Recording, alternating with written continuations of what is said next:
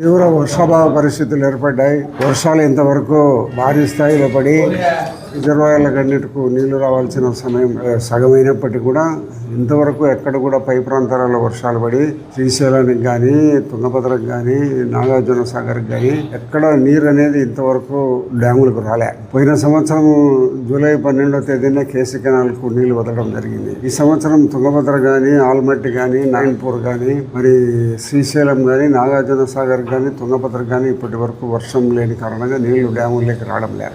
రైతులందరేమో వ్యవసాయ season మొదలైందని kharif season మొదలైందని పంటలు వేసేదానికి కొంచెం ఆతృత పడుతున్నారంటే సీజన్ వచ్చింది కాబట్టి ప్రతి సంవత్సరం మాదిరి ఎక్కడన్నా బావుల కింద నార్లు పోసుకోవడము, నీళ్ళ కింద నార్లు పోసుకోవడము ఇవన్నీ కొంతవరకు రైతులు ప్రతి సంవత్సరం మాదిరి ఇప్పటికి కొంచెం తొందరపడే పరిస్థితుల్లో వాళ్ళు కొన్ని చేయడం జరుగుతుంది.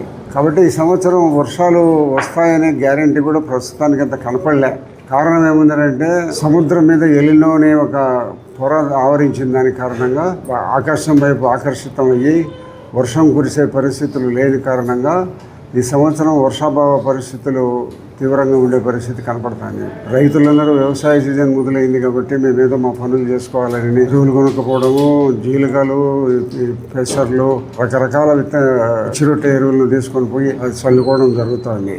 కాబట్టి ఇప్పటి వరకు వర్షాభావ పరిస్థితులు ఉన్నాయని ప్రభుత్వం కూడా ఆరుతైడు పైర్లు మాత్రము వర్షం వస్తే వేసుకునే దానికి అవకాశం ఉంటుంది, ఎప్ప తొందరపడొద్దని ప్రభుత్వం కూడా ఒకవైపు చెప్తా ఉంది. కాబట్టి రైతుల ఎక్కువ ఆశాజనకంగా ఏదో వస్తుందిలే, వచ్చేవానో పోయేవానో వస్తుంది, నీళ్ళు వస్తాయిలే, లేకపోతే కొంత లేటుగా ఆలస్యంగానే వస్తాయిలే అనే ఉద్దేశంతో రైతులు గ్రామీణ ప్రాంతాల్లో కొంచెం తొందరపడడం జరుగుతుంది.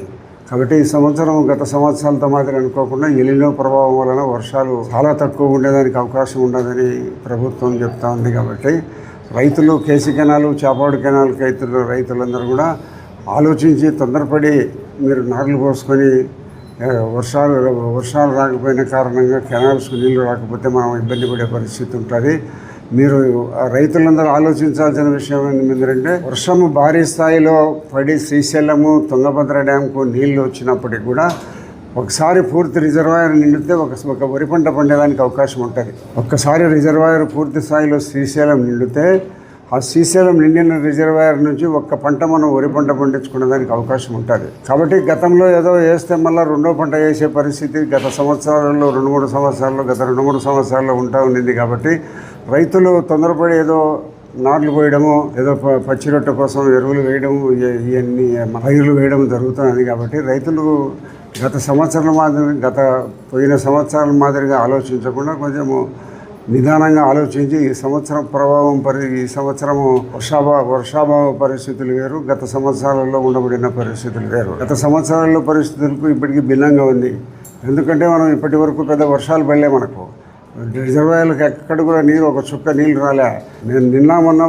మన మహారాష్ట్రలో భారీ వర్షాలు పడినప్పటికీ కూడా ఆల్మట్టి మీద నీళ్లు కొద్దిగా ఏదో వస్తున్నాయి తప్పక భారీ స్థాయిలో ఆల్మట్టికి నీళ్లు రాలే.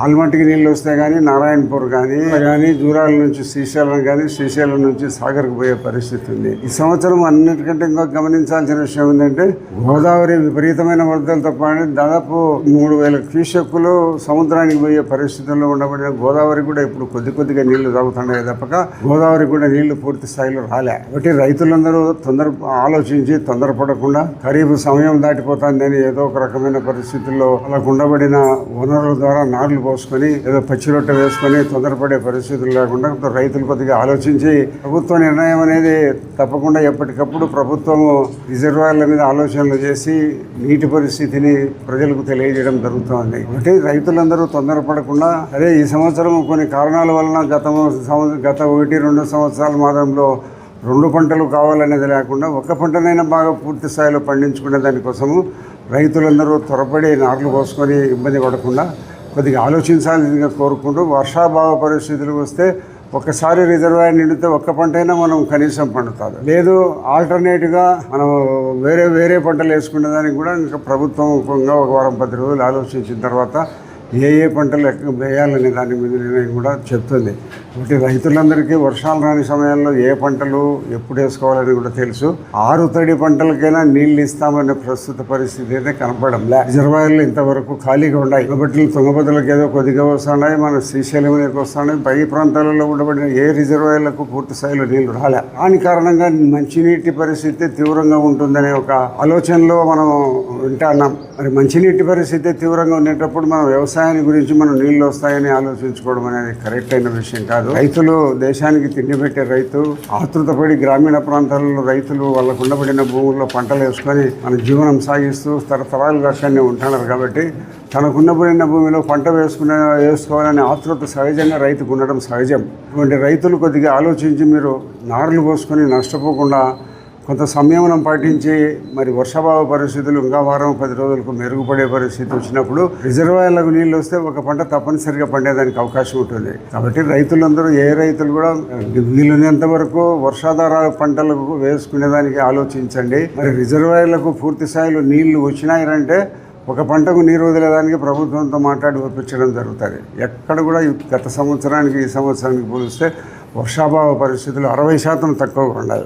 మన ఒక ఆంధ్రప్రదేశే కాదు, భారతదేశం అంతా కూడా ఇదే ఏదో కాశ్మీరు, మన మహారాష్ట్రలో వరదలు పోతున్నాయి. కానీ మిగతా ప్రాంతంలో ఎక్కడ కూడా పెద్ద భారీ వర్షాలు పడి రిజర్వాయర్లకు నీళ్లు వచ్చి పంటలు వేసుకునే పరిస్థితి ఏ ప్రాంతంలో కూడా లేదు. కాబట్టి ఆంధ్రప్రదేశ్ రైతులందరూ, మరీ ముఖ్యంగా కేసీ కెనాల్ చేపాటు రైతులు, మైలవరం రైతులందరూ కూడా ఆలోచించి కొంచెం సమన్వయంగా ప్రభుత్వం కొన్ని రోజుల తర్వాత ప్రభుత్వం ఏం నిర్ణయం తీసుకుంటుంది, రిజర్వాయర్లకు నీళ్ళు వచ్చే పరిస్థితుల్లో ఏం నిర్ణయం తీసుకుంటుంది, లేకపోతే ఏం నిర్ణయం తీసుకుంటుందని ప్రభుత్వం మేము నిరంతరంగా రోజుకోసారి మాట్లాడుతూనే ఉన్నాం అగ్రికల్చర్ డిపార్ట్మెంట్ వాళ్ళతో. కాబట్టి రైతులు తొందరపడి నార్లు పోసుకొని నష్టపోకుండా ఉండాలని, మరి వాళ్ళు గత సంవత్సరాల కంటే ఈ సంవత్సరం విభిన్న పరిస్థితులు ఉంటాయని ఆలోచించి రైతులు కొద్దిగా ఓపికతో సమయం పాటించి రిజర్వాయర్లకు నీళ్ళు వచ్చేటంత వరకు ఆగాలని, రిజర్వాయర్లకు నీళ్ళు వచ్చినప్పుడు మీ అంతకు మీరే పోసుకోవచ్చు, ప్రభుత్వం కూడా చెప్తుంది. కాబట్టి తొందరపడి రైతులు ఎలాంటి విత్తన పంటలు వేయడం కానీ, నార్లు వేయడం కానీ ఇవన్నీ ఏవి కూడా చేసుకోకుండా ఉండాలని కోరుతూ,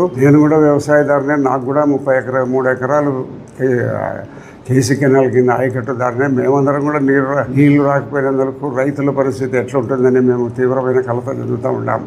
కాబట్టి మరి రైతులందరూ ఓపికతో సహనంతో కొంచెం వేచి చూడాలని, వర్షాలు భారీ స్థాయిలో వచ్చేటంత వరకు వేచి చూడాలని, తొందరపడి నార్లు పోయకుండా రైతులు ఉండాలని నేను అందరికీ నా విజ్ఞప్తి చేస్తున్నాను. మీ వివాహాది శుభకార్యములకు, పుట్టిన రోజులకు, మీటింగులకు అత్యాధునిక సదుపాయాలతో ప్రొద్దుటూరు వాసవి సర్కిల్ వద్ద నుంచి అతి సమీపాన మీకు అందుబాటు ధరలలో happy banquet AC function hall మీకు స్వాగతం పలుకుతుంది. మా ఫంక్షన్ హాల్ నందు వంట సామాగ్రి మరియు విశాలమైన కార్ పార్కింగ్, అతి తక్కువ మెయింటెనెన్స్ ఖర్చుతో ఏ ఫంక్షన్ అయినా మా happy banquet AC function hall నందు జరుపుకొని ఆనందాన్ని పొందండి. బుకింగ్ కొరకు సంప్రదించండి. మా సెల్ నంబర్ 9100600238 7799 000211.